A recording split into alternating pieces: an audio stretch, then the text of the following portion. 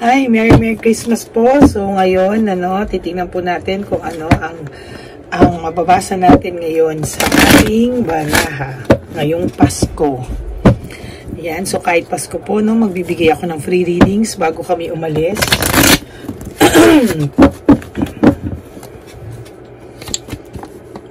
So maganda po ang araw mo today, kahit paano you have a fresh and optimistic start.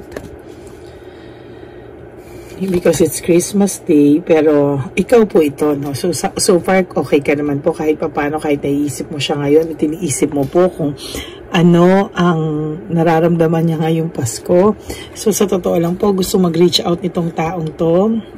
Gusto ka po niya sanang i-message, pero hindi niya po magawa. Naiisip ka po nitong taong to ngayong Pasko.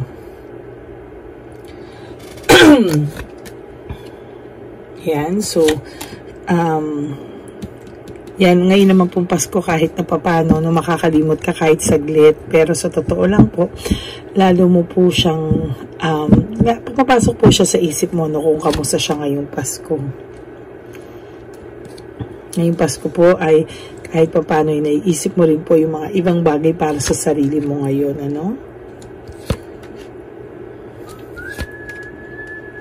So, ngayong Pasko po, sa totoo lang, naiisip ka din po niya, hindi lang po ito taong to maka-reach out sa'yo, sa sobrang hiya, sa sobrang, pero may mga ibang tao po na kahit nahihiya or kahit magigreet at magigreet, pero sa ibang tao po talaga hindi, kasi ang person po ng iba dito ay mayabang. So, yung babae po na nagsiselos ngayon, inaaway niya po yung inyong person kasi iniisip niya po na naiisip kayo ng taong to ngayong Pasko.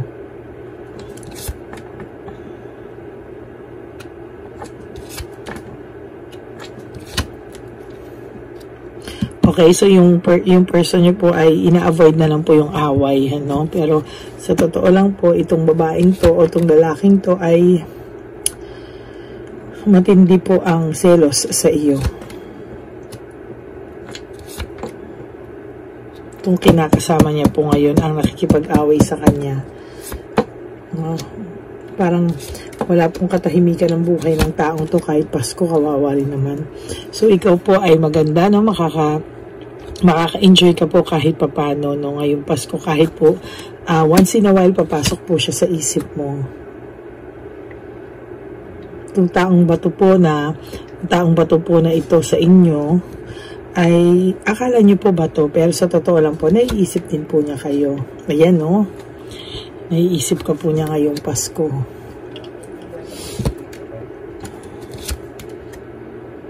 Iniisip niya po ikaw at ang inyong mga anak. Kung wala po kayong anak, ikaw, iniisip ka niya. So, disappointed din po siya sa takbo ng buhay niya ngayon, So, kahit Pasko, hindi po nakakalimutan o malungkot pa rin po siya ngayong Pasko. Samantalang ikaw po kahit papano, kahit nasasaktan ka, kalmado naman po ang puso mo sa mga oras na to.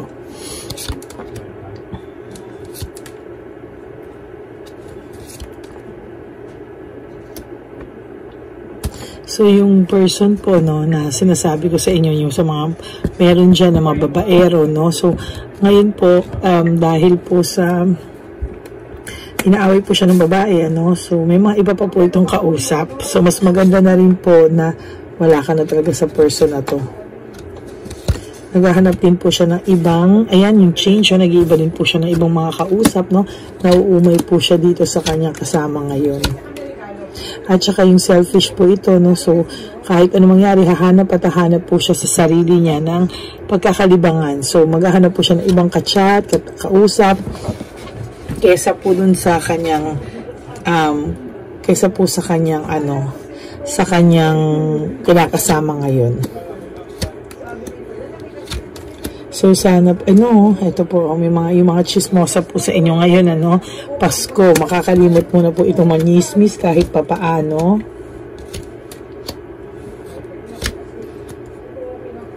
Yan, Ayan. I-enjoy nyo lang po yung mga Pasko nyo, mga kapatid. Kalimutan nyo muna po ang stress, ang burden. Kalimutan nyo muna po yung pain. And I assure you, na itong person nyo po ngayong habang nagpapasko po, ay hindi rin po siya natatahimik, no, kahit Pasko, malungkot ang buhay niya. At may away pong nagaganap. Ayan. Or gulo po na parang pinag-aawayan ka or something. Or kung hindi man ikaw, may pinag-aawayan sila na ibang bagay. Pero kahit Pasko po, sinasabi ko sa iyo, ayan yung mental energy nila magulo.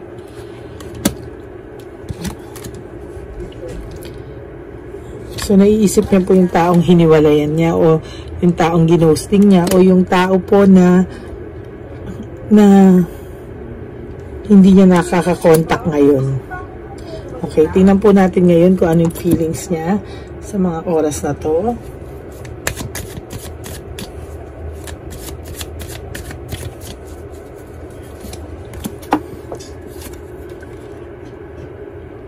So, ito pong taong to ay gusto mag-reach out pero hindi makapag-reach out kasi alam niya pong wala na kayo, no? We both know I am not the one for you. So, ngayong Pasko, iniisip niya po, I wonder if you are happy without me. Ay, alam mo, dapat mag-enjoy itong kapatid kong nanonood sa akin ngayon, no? Hindi lang ikaw ang buhay. So, naiisip niya po na ngayon ay medyo happy ka, medyo ngayon ay nakaka-adjust ka na sa buhay mo.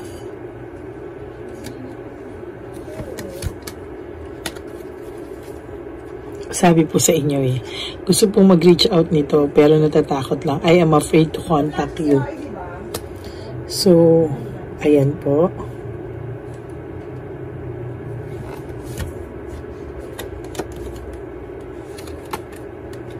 I can stop thinking about you. Iniisip ka po talaga nito sa mga oras na to. O nagsimula po ito nung kagabi po.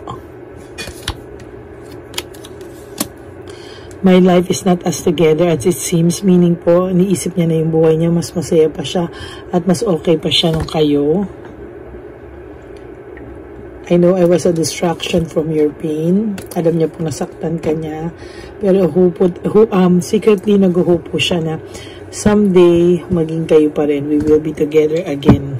Nguy, sinaktan mo na nga itong kapatid ko. Nag-wish ka pong we will be together again. I feel you even though we are apart. I feel you even though we're apart, no?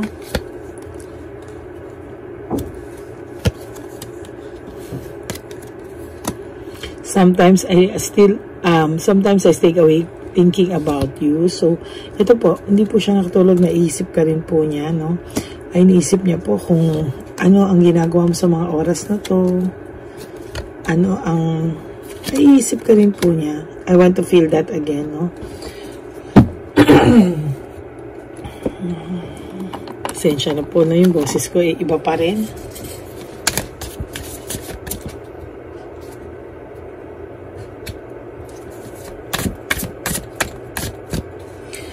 Consequences Universe, ano po ang Divine Universe, ano po ang mensahe niyo para sa itong kapatid na to.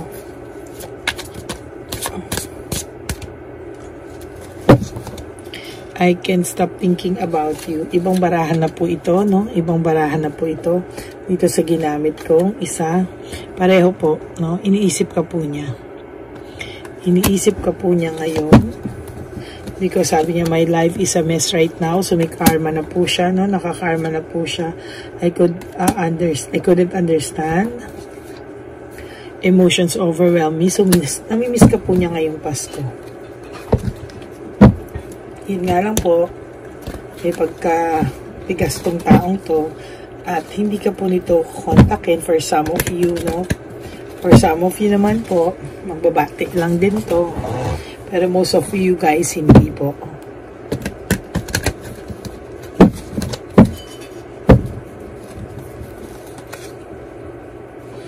I need to hold back my true feelings for you. So ngayon po, kahit na namimiss ka niya o naisip ka niya, wala po siyang gagawing aksyon kasi nga po hinuhold niya yung true feelings niya sa'yo. niisip niya, pang ilang Pasko ba to? Unang Pasko nyo? O pang ilang Pasko na ba to? Bakit hindi pa rin siya makamove on? Why can't I move on from you? Na every Christmas naiisip ka niya. I have to nilet go ka niya kasi kailangan niyang hanapin ngayon yung sarili niya dahil sa rami ng kalokohan niya, siya mismo hindi niya nakilala ang sarili niya. Alam niya nasaktan ka po niya ng sobra-sobra, no? So, may pagsisisi po itong taong to. I don't want to be who I used to be. We deserve better. May pagsisisi po ito sa mga panahon na to.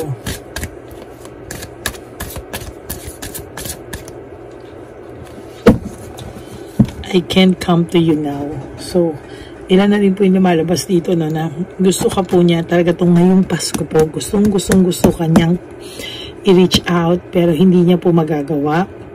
Pero miss na miss ka po nitong taong to at naiisip ka po ng tao to pero sa sobrang pride po nito, wala po siyang gagawin. So these feelings are eating me pero wala po siyang eating me alive, wala po siyang magawa kahit ano pong pagka-miss niya sa'yo, kahit ano pong pag-iisip niya sa'yo, wala po. O hindi po niya ikaw malapitan.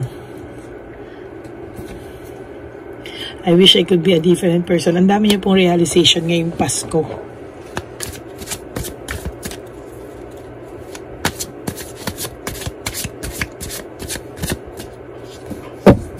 Na-stuck po siya sa totoo lang sa painful memories.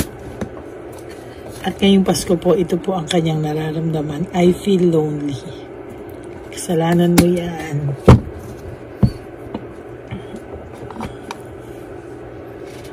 So, tingnan po natin ang message naman para sa iyo kung ano ang dapat mong gawin, ano, sa, o ano ang mensahe ng Divine Universe para sa iyo this Christmas.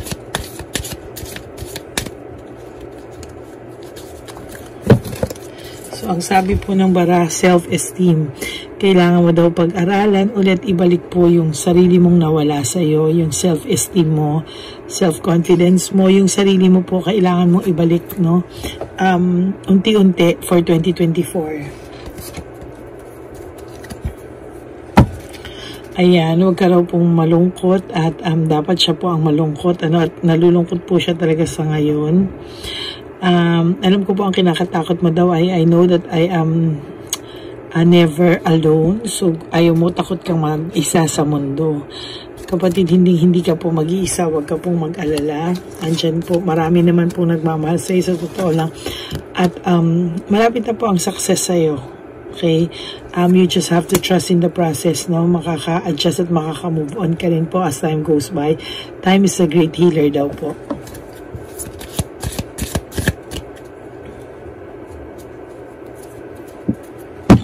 Ayan po ang nararamdaman niya ngayon, regrets, no? Ito po yung nararamdaman niya ngayon na I know that I cannot change the past. So ngayon po, ayan, pang ilang barahan na po to, no? Ito po at ito po ang lumalabas sa mga oras na to. May regrets siya, may pagsisisi siya sa mga oras na to, pero dala po ng pride at ego niya, it will stay that way.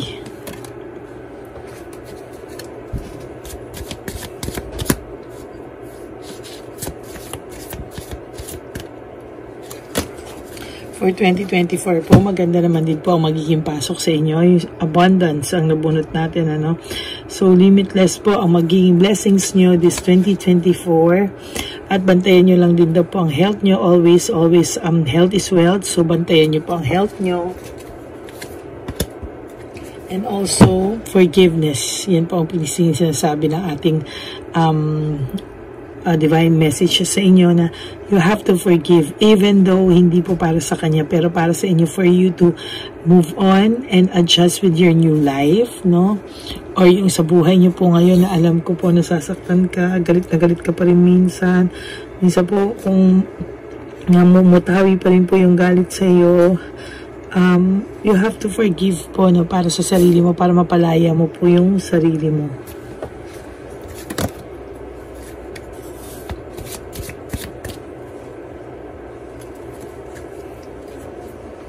So, ito po, yung honesty niya, no? Yan po ang talagang kailangan maghiwalay kayo before talagang ang pinagkahiwalayan nyo po is yung honesty niya. Okay, tingnan naman po natin to. Tingnan po natin yung maghahanap pa po ako ng isang baraha o ibang baraha para ngayong Pasko.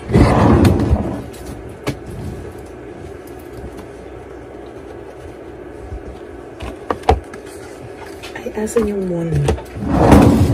Sandali po. Ito po yung moon. Moonology. It's time to take action now, meaning gumawa ka na po ng action para sa sarili mo, gumawa ka na po ng action para unti-unti maging okay ka na po because it's time to take action. Dapat po alam mo yung mga actions mo na gagawin na makakabuti para sa'yo for 2024.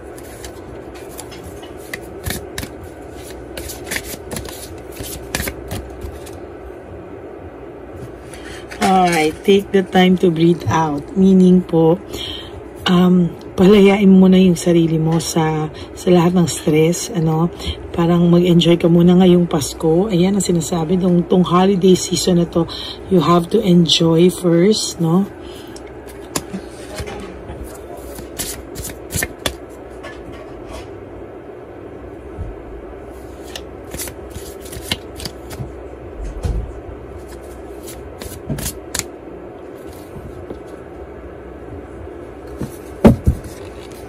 Isa pa po to, confidence is the key to your success.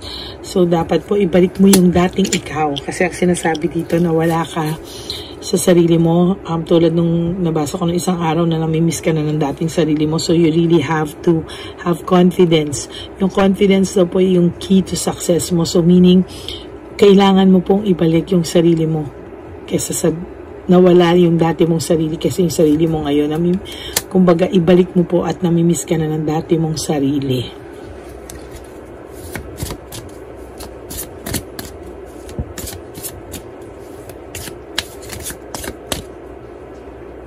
And ato ang napakagandang last message sa iyo ng Moonology, surrender to the divine. Surrender to the divine universe, meaning isurrender mo po lahat-lahat kay Lord, lahat ng mga feelings mo. Sabi mo siya na po ang bahala sa iyo. And kapatid, alam mo, hindi ka pababayaan niya. Mabuti kang tao, alam niya ang pinagdadaanan mo. At hindi ka niya papabayaan. You just have to surrender everything to the divine universe, to our Lord Jesus. At alam niya, kapatid, sa mga oras na to na alam kong naiiyak ka. At sobra rin ang longingness mo sa taong to kahit na ikaw ay nasaktan. You just have to surrender. You have to pray and surrender everything to God. No, siya lang ang nakakaalam kung ano ang talagang para sa'yo. Okay, tingnan naman natin ang ay isa pa akong gusto na tingnan yung fairies. So, for message from our gods and goddesses.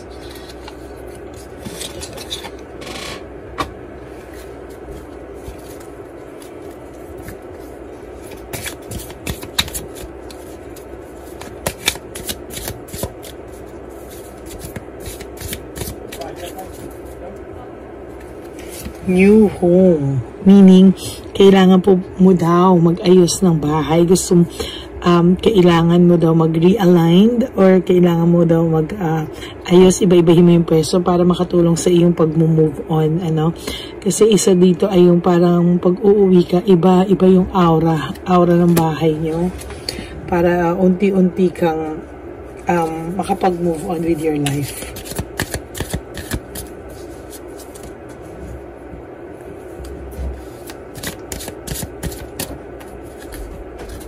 Oh my God. Ang sabi sa iyo, you have to let go, 'di ba? Let go, 'di ba? Ayan. So as you surrender, tingnan mo kanina, it's time to you to breathe out, surrender to the universe. And then ito, let go. As you surrender the need to control, you relax your energy. So tama tong time to breathe out. rapidly attracts your desires. So, wag pong gigil na gigil sa lahat ng mga gusto mong mangyari. You have to chill out, breathe out, surrender to the universe, and let go. Let go of the situation.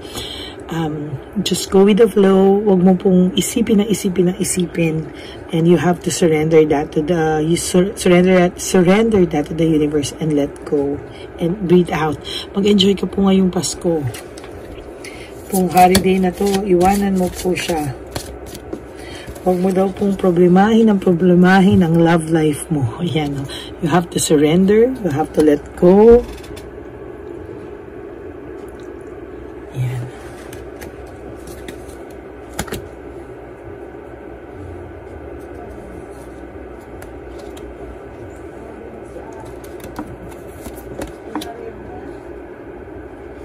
Whom do you need to forgive?